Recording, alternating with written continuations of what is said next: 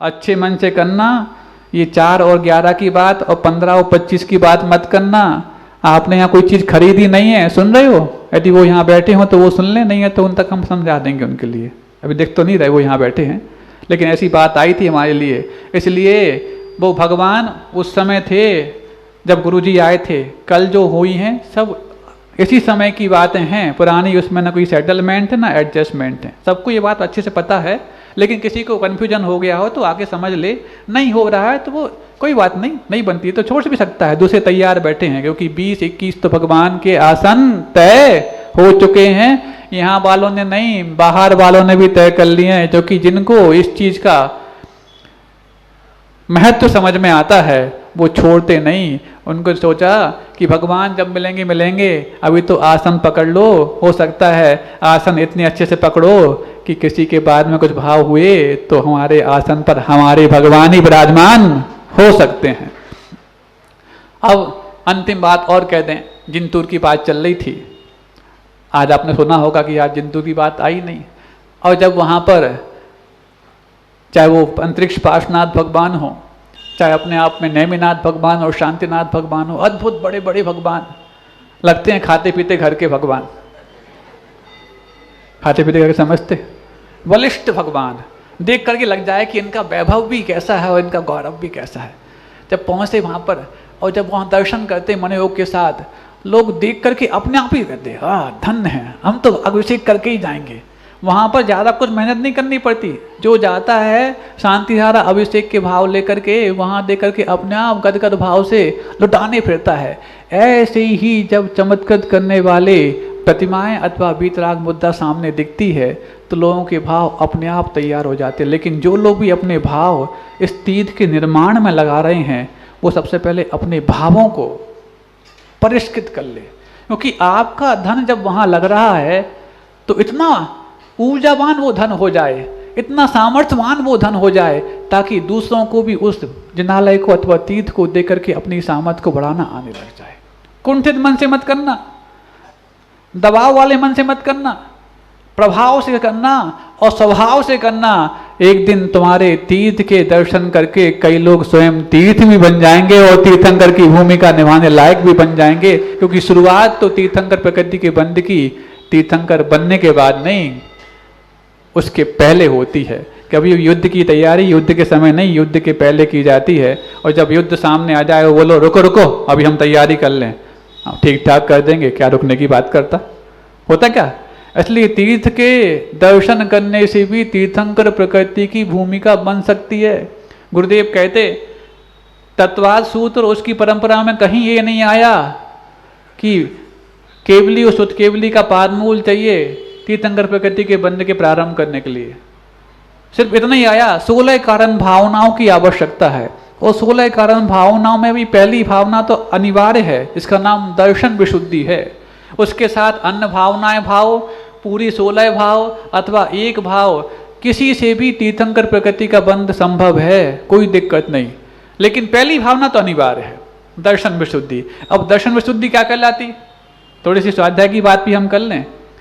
दर्शन विशुद्धि का मतलब सम्यक दर्शन को शुद्ध कर लेना। इतना ही नहीं होता कि 25 दोषों से रहित अपने सम्यक दर्शन को निर्मल बना लेना, इतना ही दर्शन विशुद्धि नहीं है। जब 25 दोषों से रहित सम्यक दर्शन के साथ जगत कल्याण की भावना भाई जाती है तो वो लोक कल्याण की भावना ही उस सम्यक दर्शन को दर्शन विशुद्धि 16 कारण भावना के रूप में बनाती है। इससे तीर्थंकर प्रकृति का बंध होता है। और मात्र सम्यक दर्शन से होता तो सारे छायिक सम्यक दृष्टि तीर्थंकर प्रकृति के बंध करने वाले बन जाते।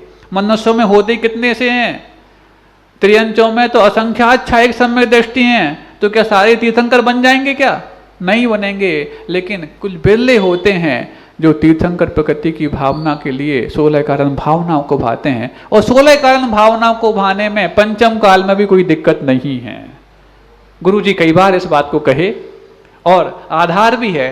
तत्वाद सूत्र और उनकी परंपराओं में कहीं ऐसा नहीं आया कि तीर्थंकर प्रकृति के बनने के लिए केवली उस उत्कूल केवली के पानमूल की आवश्यकता है। इसका मतलब आज भी बन सकती है, आप भी बन सकते हो। और इस तीर्थ के निर्माण को लक्ष्य बना करके तुमने तीर्थंकर प्रकृति का बांधना प्रारंभ कर लिया। कौन कौन सी भावना इसको लक्ष्य बना के आप भा सकते हो 16 में से। एक तो मार्ग प्रभावना। कल जो आपने किया है बताओ, जिन शासन की प्रभावना उससे हुई कि नहीं?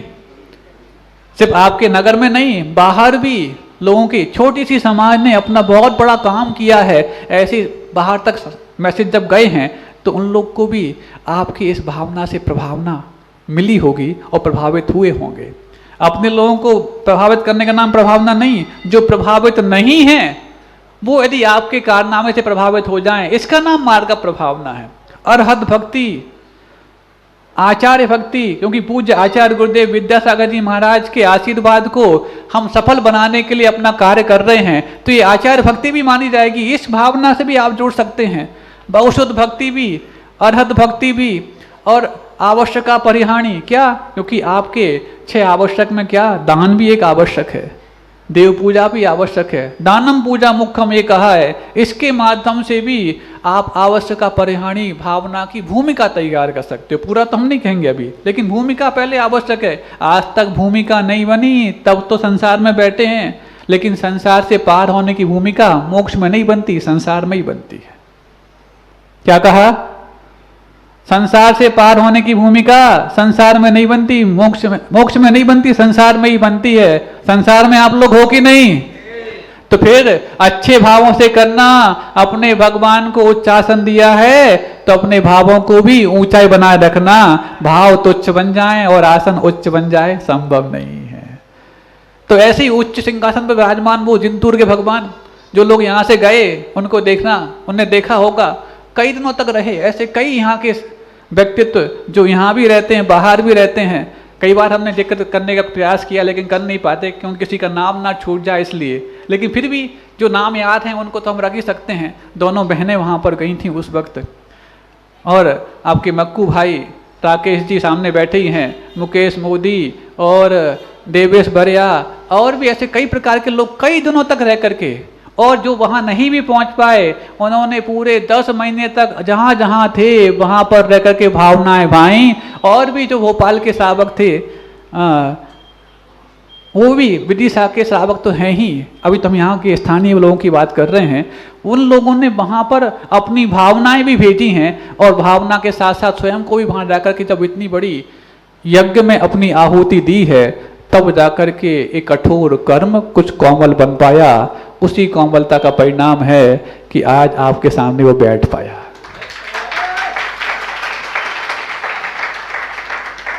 इस सबसे हम यही कहना चाह रहे हैं। कई लोग वहाँ पर अपने भाव भेजे, क्योंकि व्यवस्थाएं कम पड़ रही थी, लोगों की भीड़ इतनी बढ़ रही थी, सब आना चाहते थे।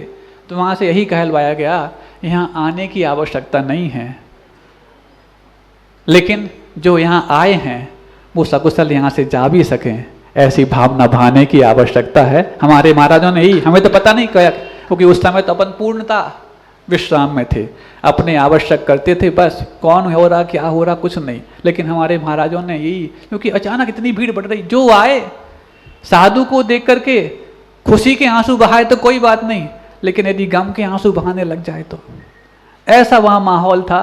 ऐसे माहौल में कैसे कैसे पार हुआ है। पार होने के बाद उसको व्याख्यान करना भी इतना आसान नहीं। उस समय का अवस्थान जिनने देखा है उनको सबको पता होना है। ये सब कुछ आपकी भावनाओं से ही संभव हो पाया है। वो सारी काली डोरें दिखती नहीं जो कठपुतली को नचाती हैं।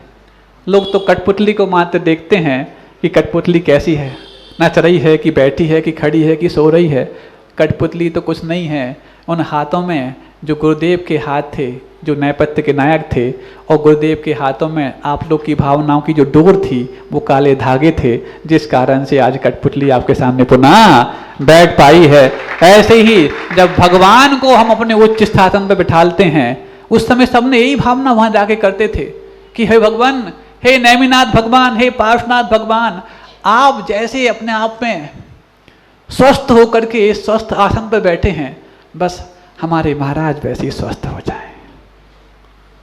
ये सब भावनाएं भाते थे। कुछ लोग बता जाते थे, कुछ लोग मन में भागे चले जाते थे। ऐसा तब जाकर के ऐसा चमत्कार हुआ कि गुरुदेव का आशीर्वाद ऐसा फला, ऐसा फला, ऐसा फला कि 20 वर्षों में कभी हमने इतना लंबा विहार नहीं किया जो एक्सीडेंट के बाद 1 वर्ष में नहीं, कुछ महीनों में कर लिया। 1300 किलोमीटर कम होता है क्या? 1300 किलोमीटर का बिहार एक वर्ष में कभी नहीं, 10-10 वर्ष में भी नहीं हुआ होगा, लगातार इतना बिहार। और ऐसी समय में हो गया जब इस प्रकार का था। ये गुरुदेव के उसी चमत्कृत करने वाले आशीर्वचन का प्रभाव था। जब हमने गुरुदेव के पास खबर भेजी कि बस आप तो सिर्फ आशीर्वाद दें कि मूल गुण सुरक्षित रहें, बाकी आपके आशीर्वाद से सब ये पूरी जंग हम जीत लेंगे। तो ये बात सुनकर के जब उन्होंने कहा हाँ बहुत अच्छा, ये बहुत अच्छा ही वो सूत्र बन गए जो वापस से इसके लिए बहुत अच्छा करने के लिए कारण बन गए। आप लोग के जीवन में भी गुरुओं का जो बहुत अच्छा आशीर्वाद मिला है एक तीर्थ के निर्माण में, वो भी चमत्कारी बन जाए। इसी के लिए हम सबको काली धागे भी बनना है, कठपुतली भी बनना है। नेपथ्य के नायक तो साक्षात ऊपर से आपको आशीर्वाद दे ही रहे हैं, ऐसा ही आशीर्वाद उनका बना रहे। हर व्यक्ति भीड़ में आना नहीं चाहते, वो लोग शांति से आना चाहते हैं। तो कोई बात नहीं, अभी एक स्लॉट निकल गया है और जो बाकी हैं उसमें शांति से आप लोग आ सकते हैं। गुप्त हो लेकिन सुप्त ना हो, और सुप्त तो हो, जगाया जा सकता है लेकिन लुप्त ना हो, इतना ही हम पर्याप्त समझते हैं। अहिंसा परमो धर्म की, पैमाने से भी ज़्यादा हो जाए सफलता नहीं मिल पाती। कई बार पुण्य का अतिरेक है, छोटे से पुरुषार्थ की आवश्यकता है जो आपके परिणाम को सफलता में देगा, लेकिन इतना सा छोटा सा पुरुषार्थ अतिरेक पुण्य को भी सफलता में तब्दील नहीं कर पाता। और जब पुण्य और पुरुषार्थ एक दूसरे का पूरक बनकर के साथ देने लग जाते तो सफलताओं के लिए मनुष्यों के साथ साथ देवताओं को भी हैरानी हो जाती कि ये कैसा अपने आप में पुरुषार्थ है। कई लोग पूछते पुण्य और पुरुषार्थ में क्या अंतर है महाराज? हम तो समझते जैसा करते वैसा भरते, तो जैसा पुरुषार्थ करेंगे वैसा पाएंगे। फिर पुण्य और भाग्य की इतनी ज़्यादा बढ़ चढ़ करके भागीदारी क्यों स्वीकार की जाती है? बात तो अच्छी है, प्रश्न भी अच्छा है, लेकिन इस प्रश्न के पहले छोटी सी समझ यदि हम अपने साथ जोड़ लेते, वो ये कि पुण्य और पुरुषार्थ में मीनिंग का कोई अंतर नहीं है, टाइम का अंतर है। आप लोग सुन रहे हैं?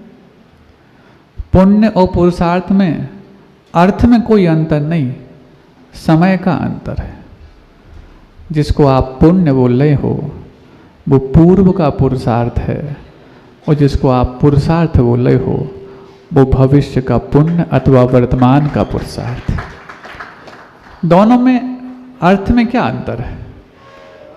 तो जैसे हम वर्तमान के पुरुषार्थ को सब कुछ कहते, तो पूर्व के पुरुषार्थ को हम गौण क्यों करते थे?